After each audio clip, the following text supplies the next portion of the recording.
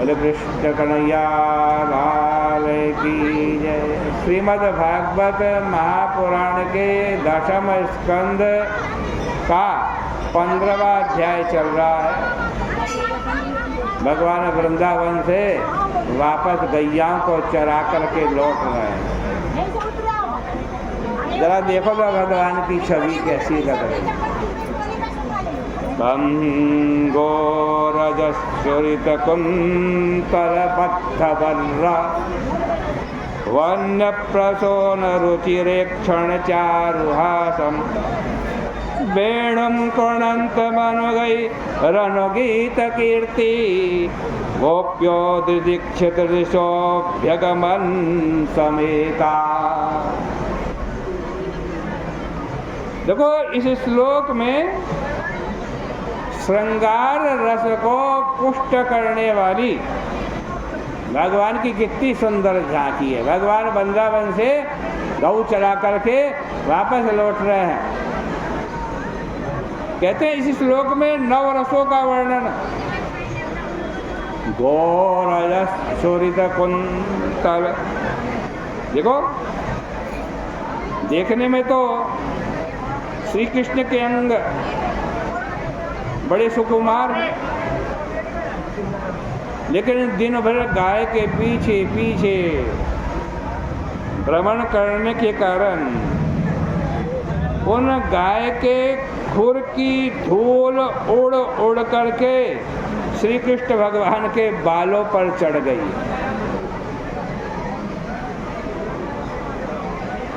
उनमें वृंदावन के मयूर की टूटी हुई फाक खोसी हुई। वन के फूल उस धूल में लगे हुए जो भगवान पर लगी हुई है, लिपटी हुई। वृंदावन की धूल माथे पे लगी हुई है। उस धूल में वहाँ के मोर जो है ना, उनकी पंखुड़ी धूल में गिरी हुई है, वो भी लगी हुई है। वृंदावन के फूल है, वो भी धूल में पड़े हैं, भगवान के ऊपर लगे। और रुचिरेक्षण क्या कह रहे हैं? श्री कृष्ण की बड़ी सुंदर चितवन है। चारुहासम, बड़ी मोहक भगवान श्री कृष्ण की हंसी है। वे बांसुरी बजा रहे हैं और ग्वाल बाल उनकी कीर्ति का गान कर रहे हैं। ये भगवान की बड़ी मनोहर झांकी है भाई, सामान्य झांकी नहीं है। इस झांकी को देखने के लिए गोपियां इकट्ठी होकर के आई। कहते हैं कि सब गोपियों की आंखों में एकाएक खुजली होने लगी। ऐसा क्यों हुआ? इसलिए हुआ कि दिदीक्षित दिशो,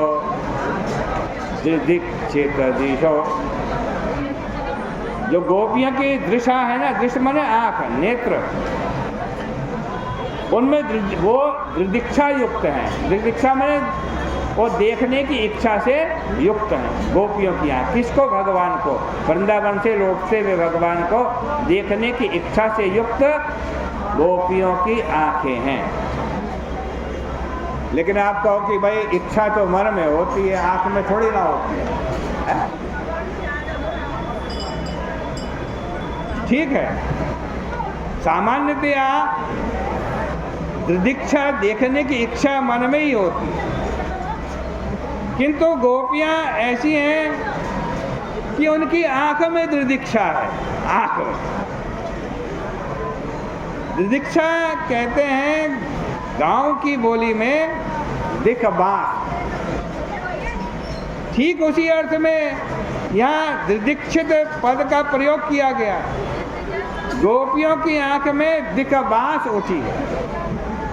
उनकी आंखें श्याम सुंदर को देखने के लिए व्याकुल हैं।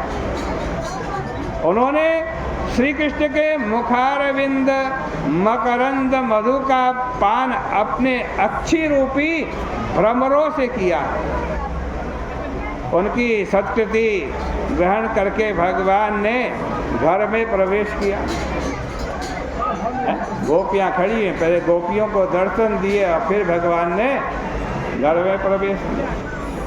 इधर यशोदा मैया दिन भर यही सोचती रही कि लाला के आने पर यह करूँगी, लाला के आने पर वह करूँगी।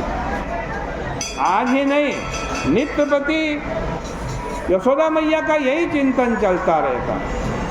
यथा कामम यथा कालम विधत्ताम परमाशिष। देखो, सेवा जो है वो रुचि के अनुरूप होनी चाहिए। ये नहीं कि माघ का महीना चल रहा है, आप किसी को ठंडे पानी से नहला दो।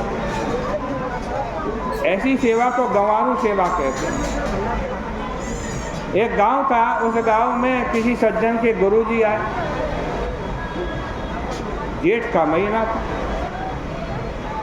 उसने अपने गुरुजी को खूब नहलाया, खूब धुलाया, ऊपर पंखा किया।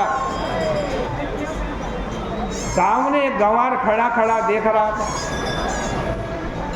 उसके भी गुरुजी आए, लेकिन उसके गुरुजी आए माघ के महीने में।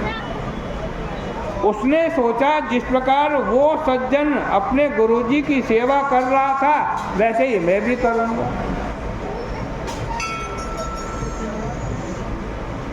अब उस सज्जन को की देखा देखी उसने भी अपने गुरुजी को माघ के महीने में नहलाया और नहला करके पंखे से हवा करने लगा। गुरुजी बोले कि बाबा, ठंड के मारे कपकपी हो रही है, दांत किटकिटा रहे हैं, अब तो रहने दो।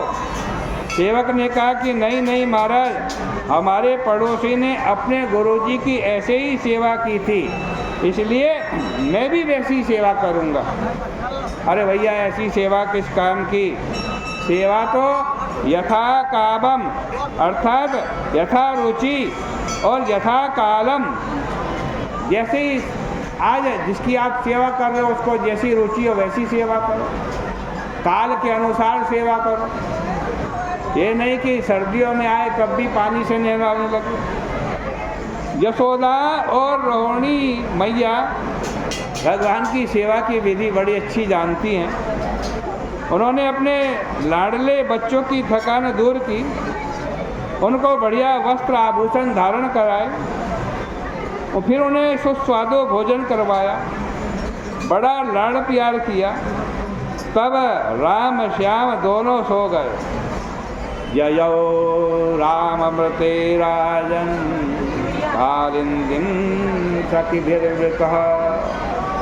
अब एक दिन ऐसा प्रसंग उपस्थित हुआ कि भगवान श्री कृष्ण बलराम जी को घर में ही छोड़ करके अन्य गालों बालों के साथ गाय बछड़े चराने के लिए यमुना जी की ओर चले।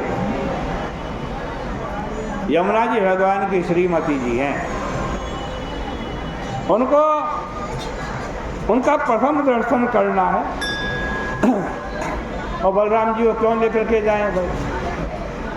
यदि कोई लड़का घर के लोगों से छिप करके लड़की देखना चाहता है तो अपने बड़े भाई को कैसे ले जाए? इसलिए आज बलराम जी को घर में ही छोड़ दिया। श्री कृष्ण ने सोचा कि यमुना जी को स्वीकार करने से पहले उनकी शुद्धि करना भी अभिष्ट है। यदि बलराम जी यमुना जी को शुद्ध करने के लिए उसके पेट में प्रविष्ट हो जाएंगे तब फिर वे मेरे योग्य नहीं रहेंगी, क्योंकि बलराम जी मेरे भाई हैं और बलराम जी यमुना जी के पेट से निकलेंगे तो फिर मेरी भी माता हो जाएंगी। इसलिए भी भगवान बलराम जी से बचकर के यमुना जी के तट पर गए। श्री कृष्ण ने यह भी सोचा कि यमुना जी में अभी कालिय नाग शेष है और उसका उद्धार करना। बलराम जी से उसका बड़ा भाईचारा है। कहीं उनके हृदय में ये भाव आ गया कि कालिय नाग हमारा भाई भतीजा लगता है इस, और कहने लगे अरे भाई हमारा रिश्तेदार है, इसको छोड़ दो। तो हमारी लीला रह जाएगी। और कहीं काली नाग को ही डांट करके भगा दिया तो भाई जो हमारा काली नाग के सिर पर नृत्य करने का मन है ना, वो पूरा नहीं होगा। तो यह सब सोचकर श्री कृष्ण बलराम जी को साथ लिए बिना यमुना तट पर पहुँचे। गर्मी के दिन थे, गाय बछड़े ग्वाल बाल सब प्यासे थे। उन्होंने यमुना का विष मिश्रित जल पी लिया और सबके सब मर गए। किंतु जब भगवान ने अपनी अमृत वर्षणी दृष्टि से देखा तो सब ग्वाल बाल बछड़े जी उठे। अब वे सब आपस में एक दूसरे को देखें और कहें कि हमारे प्यारे सखा श्री कृष्ण का ही ये अनुग्रह है, अन्यथा हम विष पी करके जिंदा कैसे रह सकते थे। इस प्रकार श्रीमद् भागवत महापुराण के 10वें स्कंद का ये 15वां अध्याय यहीं पूर्ण होता है। कल को 16वें अध्याय की कथा प्रारंभ करेंगे।